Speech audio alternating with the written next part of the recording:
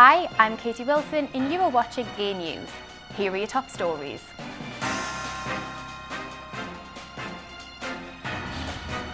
UN Security Council reconvenes to discuss the dire situation in Congo as tensions continue to escalate. North Korean leader Kim Jong-un calls for boistering nuclear arsenal.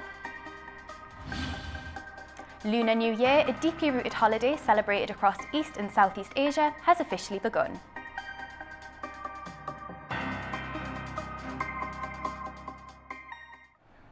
The ongoing conflict in the Democratic Republic of Congo has escalated to a critical humanitarian crisis, with both civilian populations and peacekeeping missions caught in the crossfire.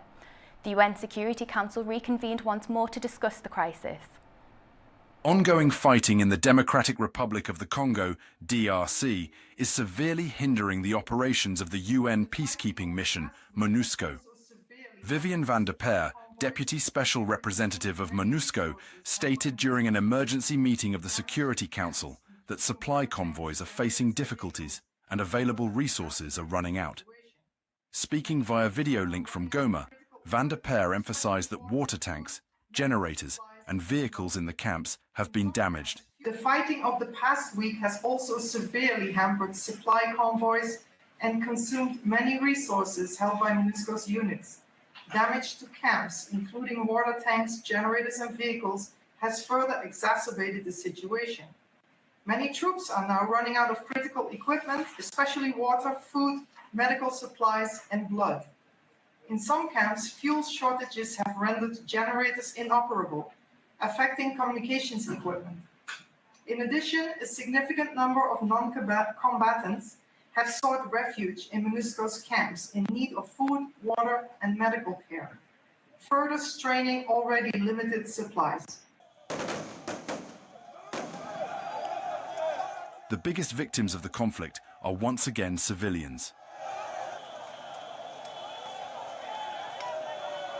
Displaced persons without shelter, the separation of families, the proliferation of armed elements, and the escape of prisoners following a breakout from Goma prison increase the vulnerability of women and children to sexual and gender-based violence. UN human rights observers have documented various incidents at an internally displaced persons camp in Goma over the past 4 days. A MONUSCO official has called on the international community to take urgent action and has demanded the establishment of humanitarian corridors. In light of the ongoing crisis, we urgently require the end of jamming and spoofing, as well as the establishment of humanitarian corridors between Goma, Minova, and Bukavu. This will allow the resupply of essential items, the rotation of humanitarian staff, and the safe movement of civilians. We also appeal for the establishment of high-level diplomatic channels to ensure that critical airports, border points, and humanitarian access routes are reopened without delay. Thérèse Kayikwamba Wagner, the Minister of Foreign Affairs of the DRC, noted that the Rwandan armed forces and M23 rebels have violated the borders of the Congo, occupied cities, displaced the local population, and established parallel administrative structures. Meanwhile, Rwanda's permanent representative to the UN, however, claimed that DRC forces had shelled Rwandan territory.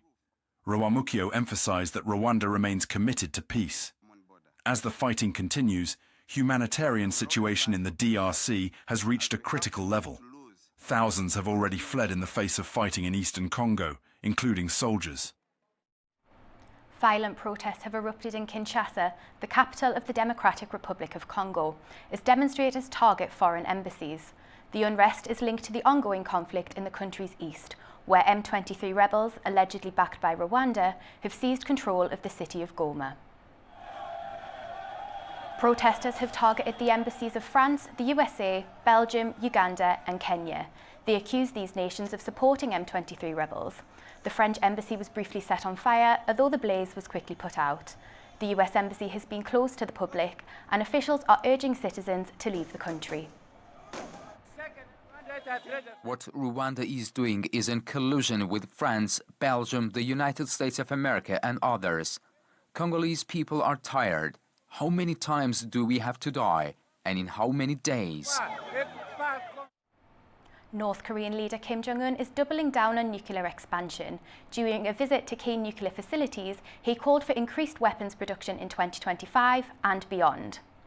State media reports that Kim toured a nuclear materials plant and weapons institute, praising scientists for their work. His visit comes as Pyongyang steps up missile tests amid US political shifts. Analysts estimate North Korea has enough material for up to 90 nuclear warheads. Serbian President Aleksandar Vučić has warned that if a new government isn't formed within 30 days, Serbia could face fresh elections. This follows the resignation of Prime Minister Miloš Vučević.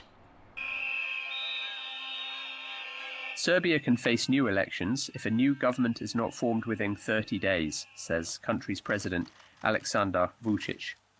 His remarks come after Prime Minister Miloš Vučević resigned in response to the growing protests. Vučić also claims the stability of the country is under threat now. Our stability is jeopardized, our civil tranquility is threatened, and many other things are endangered. Some people perpetrate violence daily in every possible way. Illicit conduct is endorsed here in every conceivable manner. It is seen as normal. It is considered commonplace. Vučic's warning is rooted in the mounting pressure from demonstrators, who have called for full accountability following the tragedy in Novi Sad last November. While Vučevic's resignation was seen as a concession to the angry public, demonstrators have remained unsatisfied. Resignations are not a solution, of course. They can resign, but we all know that the demands have not been met. Nothing will change until someone is held accountable. Protesters argue that the government's response, including the release of key documents and the promise of investigations, is insufficient. In fact, protests have grown larger, with new blockades and demonstrations in cities like Belgrade. Everyone should be held accountable. Everyone who was there to guard, and those who sent them to guard, and everyone, in turn, who decided that it should be guarded like that. To attack passers-by, to attack people, everyone should answer. Even the most responsible of them should be held accountable. None of them should be free. The public outcry was sparked by the tragic incident in Novi Sad, where the collapse of a large concrete canopy at the train station killed 15 people and injured others. A fragile ceasefire is holding between Israel and Hamas after 15 months of war, with the third hostage and prisoner swap expected to happen on Thursday. It comes as hundreds of thousands of displaced Palestinians are making the journey from the south of Gaza to the north of the Strip, with a major international effort underway to get vital aid into the enclave. Sarah Coates has more from Tel Aviv. According to the United Nations, more than 370,000 Palestinians have now made their way to northern Gaza, back to their homes, or what is left of them, with people on the ground describing what they're seeing as a shock. They say that northern Gaza has become a wasteland. Now, it comes as vital humanitarian aid continues to flow into the Gaza Strip amid a lot of concern from these aid agencies over a looming Israeli ban on the UN Palestinian Refugee Agency, UNRWA, which is set to come into effect on Thursday, with a lot of concern over which mechanism may actually be in place to actually get this aid to people who so desperately need it. Now, also on Thursday, 3 Israeli hostages are expected to be released from captivity in Gaza in exchange for more than 100 Palestinian security prisoners, amid reports that those convicted of more serious crimes will be taken in by Turkey and Qatar. Sarah Coates for A News in Tel Aviv. As thousands of displaced Palestinians make their way back to their homes, they are faced with the overwhelming aftermath of war. The return of displaced Palestinians to northern Gaza resumed following a ceasefire between Israel and Hamas. But for many, home is now nothing more than rubble. Kamis Amara walks through the ruins of what was once his home, struggling to process the overwhelming loss. The relief of survival quickly fades in the face of destruction. Buried under the debris alongside his father and brother, Amara is the sole survivor. The tragic reality weighs heavily, knowing he alone made it out. I was under the rubble with my father and brother, just as they still are. But I made it out. What do you want to ask about Gaza's situation? It's tragic. As families return to their homes, he feels the crushing weight of loss, even as he reunites with surviving loved ones. At first, you're happy despite the exhaustion. You arrive, see your family and loved ones, greet everyone, and feel some joy. But then, you realize who's left waiting for you, your brother, your sister. And then you look at your home and ask yourself, why did I come back? What was the point? We shouldn't have come here. Amara's call for help reflects the sentiments of many who have returned to ruins. The world needs to do more to provide aid. I'm calling on the world to look at us. What is this? We've returned to nothing but destruction. The least you can do is send us aid. Send tents. Send anything. Help us somehow. Since the outbreak of war on October 7th, 2023, approximately 650,000 people have been displaced from northern Gaza. After a ceasefire between Israel and Hamas, more than 300,000 displaced people had returned to Gaza City and the northern region, local authorities say. Meanwhile, the municipal elections in Azerbaijan continue. Over 16,000 candidates are vying for more than 8,000 municipal positions across 865 municipalities nationwide. Voting is taking place at nearly 6,000 polling stations across 118 districts. As of 5 p.m. local time, the voter turnout hit 28.77%. Supply chains and conflicts in our region have made Turkey, the South Caucasus and the Middle Corridor the most reliable trade routes. That's according to the Minister of Foreign Affairs of Turkey, Hakan Fidan. Speaking at the opening ceremony of the second trilateral meeting between Turkey, Azerbaijan and Uzbekistan in Ankara, the Turkish Foreign Minister said that the energy crisis increased the geostrategic importance of the South Caucasus and Central Asia, transforming Turkey into an energy hub. According to the minister, the three countries will prepare a roadmap to deepen cooperation based on the outcome of the meeting. Hakan Fidan also emphasised these meetings are an ideal platform for addressing projects to strengthen the transport and energy connection between Turkestan, the South Caucasus and Anatolia. Turkey has doubled its solar power capacity to over 19 gigawatts in just 2.5 years, surpassing its 2025 target by August 2024. That's according to a report released by London-based energy think tank Ember. Turkey's achievement came 18 months ahead of schedule, highlighting the country's rapid advancement in renewable energy. According to the London-based energy think tank Ember, over the past 2.5 years, electricity generation from wind and solar has helped avoid $15 billion in gas imports.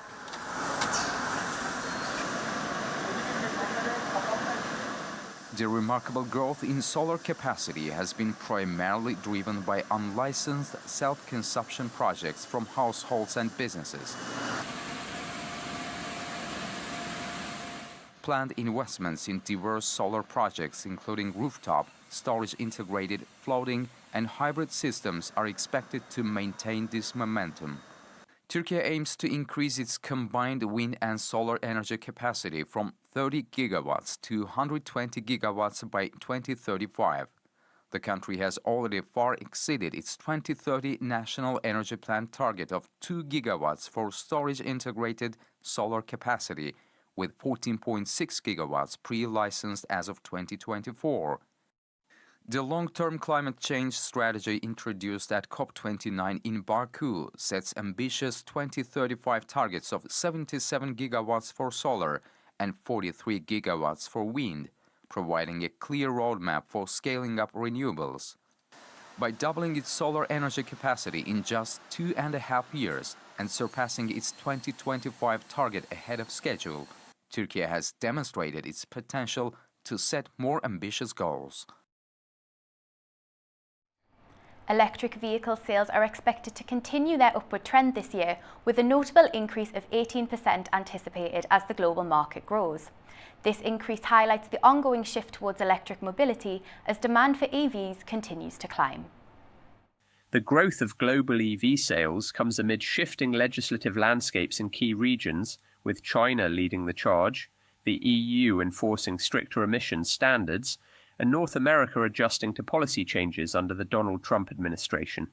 China is projected at the forefront of the EV revolution, with projected sales of 13 million units in 2025, marking a 17% increase from 2024. The country's dominance is bolstered by its aggressive expansion into international markets, with major manufacturers such as BYD and Great Wall Motors establishing production facilities abroad, including in Brazil and Hungary. The European market, the EU, European Free Trade Association, and the UK, is predicted to recover from a difficult 2024, during which sales declined by 3% compared to 2023. New emissions standards coming into effect are expected to drive a 15% year-on-year growth, with 3.5 million units projected to be sold in 2025. In the US and Canada, the EV market is foreseen to grow by 16% in 2025, with sales at 2.1 million units. The transition to President Donald Trump's administration brings uncertainty to the sector, particularly regarding potential policy shifts, such as the removal of EV tax credits. However, the immediate impact on 2025 is expected to be minimal, as manufacturers have already set their plans for the year. Extreme winter weather in the US and Canada has caused Niagara Falls to partly freeze over. The waterfall on the border between the two countries has a fascinating history of ice formations. A severe cold snap has blanketed Niagara Falls in thick snow and ice, creating a breathtaking winter spectacle. The latest footage captured from the New York side shows the iconic landmark surrounded by layers of ice, giving the illusion that the falls have completely frozen over. While Niagara Falls never fully freezes, the frigid temperatures plunging as low as 22 degrees Fahrenheit have caused mist and spray to solidify into intricate ice formations. The rushing water continues to flow beneath the icy crust, but the frozen surface creates a mesmerizing winter illusion that captivates visitors and photographers alike. Oh, it's incredible. I saw it 20 years ago in the middle of the summer, and this is a very different look, obviously. It's a little brisk out here, but we wanted to take a little detour and come and see it in the middle of the winter. As extreme winter weather continues to grip both the US and Canada, Niagara Falls remains a must-see winter wonder, drawing crowds eager to witness its icy transformation. Lunar New Year, a deeply rooted holiday celebrated across East and Southeast Asia, has officially begun. People have once again gathered for 15 days of festivities filled with delicious food, cherished traditions and prayers for good fortune in the year ahead. Millions of people across East and Southeast Asia are beginning their celebrations of Lunar New Year. The vibrant holiday is a time for families to reunite, enjoy over 2 weeks of festivities, visit temples and pray for health, happiness and success. Each country celebrates the holiday in its own unique way, rooted in deep traditions. In China, Lunar New Year, or Spring Festival, is an official holiday, celebrated by over 1.4 billion people. It marks the beginning of the new year in the lunar calendar and is steeped in customs like lighting incense and fireworks to ward off evil spirits. Lunar New Year is not only celebrated in China, but in many other Asian countries and is embraced by their communities worldwide. First of all, Spring Festival is a very important festival for Chinese people. During this festival, the whole family can reunite and everyone can gather together. For Chinese people, this is a very happy moment, and everyone can gather together with all the relatives and friends. Chinese people attach great importance to this festival. Similarly, in Taiwan, Lunar New Year is also an official holiday. The island nation celebrates with unique customs, such as decorations of flour and fruits to symbolize prosperity, health, and good fortune. Oranges, in particular, are widely exchanged as a symbol of wealth. A special tradition in Taiwan involves throwing coins into wells or ponds, a gesture believed to bring good luck and blessings for the year ahead. Moving to Bangkok, the capital of Thailand, Lunar New Year is celebrated by the large Thai Chinese community, particularly in Chinatown. While not an official holiday, it's a festive occasion marked by family gatherings, lion dances, and the giving of red envelopes. While many customs are similar to those in China, Thailand's celebration has a distinct blend of local Thai Chinese influences.